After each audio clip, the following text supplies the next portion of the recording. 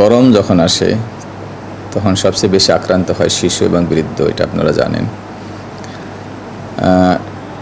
শিশুদের পানির শূন্যতাটা খুব দ্রুত হয়, সেজন্য আমাদের শিশু হাসপাতালে সবসময় একটা চাপ বেশি পড়ে যে কোনো সময়। আমাদের গতকালকেও ধরেন আমাদের প্রায় 1304 জন রোগী আউটডোরে আমরা দেখেছি।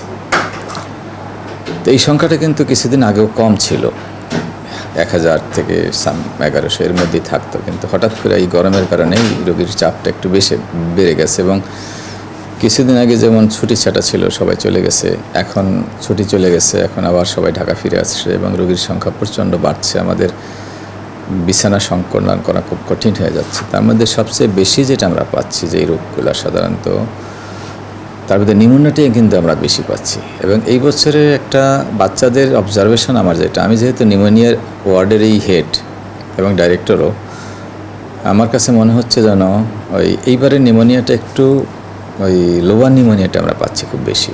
যেমন আগে কিন্তু আমরা ব্রঙ্কো নিউমোনিয়া বাচ্চাদের বেশি পাইতাম, মানে বাইলেটারালি ডিফিউজ নিউমোনিয়া পাইতাম। এখন দেখা যাচ্ছে একটা লাং কোলাপস হয়ে যাচ্ছে, সলিডিফাইড হয়ে যাচ্ছে।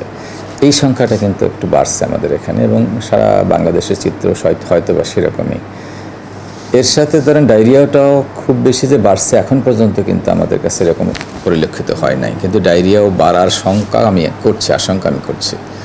কারণ এই গরমের সময় প্রচুর পানি পিপাসা লাগে, মানুষ পানি খায়। আর আমাদের হাইজেনিক কন্ডিশনটা তো জানেনই, যে আমাদের হাইজেনিক কন্ডিশনটা এত বেশি ভালো না যে আমরা ডায়রিয়া থেকে মুক্ত হতে পারবো। স্পেশালি খোলা বাজারের খাবারগুলা, এই খাবারগুলোতেই বেশি ক্ষতি করে। প্রিয়জনের অনুভূতি বোঝেন আপনি, আর আপনার প্রয়োজন বোঝে ওয়ালটন স্মার্ট ফ্রিজ। কারণ জানেন আপনি, খোলা বাজারে যখন খাবার থাকে সেখানে ডাস্ট পড়বে, ডাস্টের ভিতরে ব্যাকটেরিয়া ভাইরাস থাকে, সেটা খাইলে মানুষের ডায়রিয়া হতে পারে। আর যেই পানিটা বাইরে বিক্রি করে সেই পানিটাও কতটুকু সেফ আমরা জানি না। এবং বাইরে খাদ্য যারা বিক্রি করে, যেই পানিটা তারা ইউজ করে, যেমন ফুচকা চটপটি আমরা বলি, রাস্তাঘাটের একটা প্যালেটেবল খাদ্য মানুষের, সেই খাবারটার ভিতরে কতটুকু হাইজেনিক এবং কতটুকু জীবাণুমুক্ত সেটা কিন্তু আমরা জানি না। এবং ওই খাবার খেয়ে কিন্তু এখন বেশিরভাগ ক্ষেত্রে ডায়রিয়া এবং হেপাটাইটিস এ ভাইরাস এবং হেপাটাইটিস ই ভাইরাস এবং টাইফয়েডের জীবাণু এই কিন্তু বেশি আক্রান্ত হয়। আরেকটা আমাদের সবচেয়ে বেশি ইম্পর্টেন্ট হয় গরমের সময়, যেটাকে বলি আমরা heat exhaustion, heat strokes and heat syndrome যেটাকে বলি আমরা, এটা কিন্তু হয়। তো হিট এক্সজশনটা হলো ঘামের কারণে খুব বেশি হয়।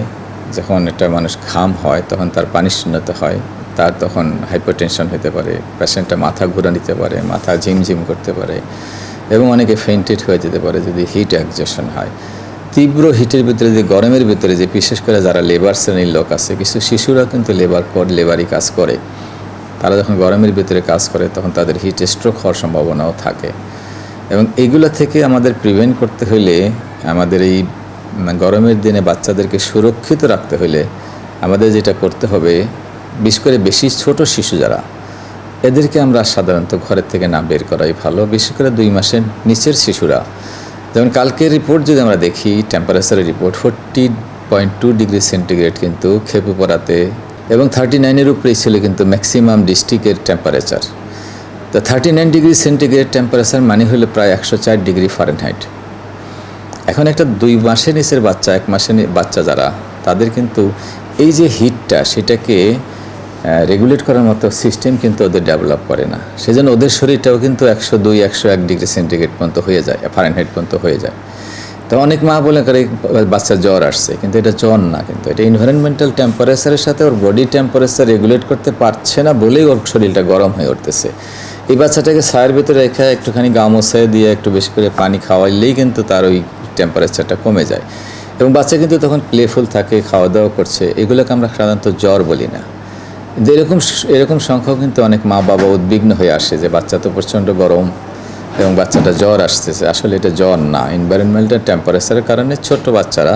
তো এই সময় এদেরকে কাপড় চোপড়ের ব্যাপারগুলো খুব সাবধানে রাখতে হবে। যেমন তাকে খোলামেলা রাখতে হবে, ফ্যানের বাতাস অথবা এসির বাতাস, যেটাই যার অ্যাবিলিটি আছে, এই অ্যাবিলিটি অনুযায়ী সে ফ্যান অথবা এসি চলবে এবং ছায়ার ভিতরে থাকবে। ওয়েল ভেন্টিলেটেড বাসা থাকবে, যেখানে ক্রস ভেন্টিলেশন আছে। এই সমস্ত বাচ্চা এবং প্রচুর পরিমাণে পানীয় খেতে হবে, যেমন শরবত খেতে পারে, জুস খেতে পারে, স্যুপ খেতে পারে, প্লাস নর্মাল পানীয় কিন্তু খাওয়া যায়।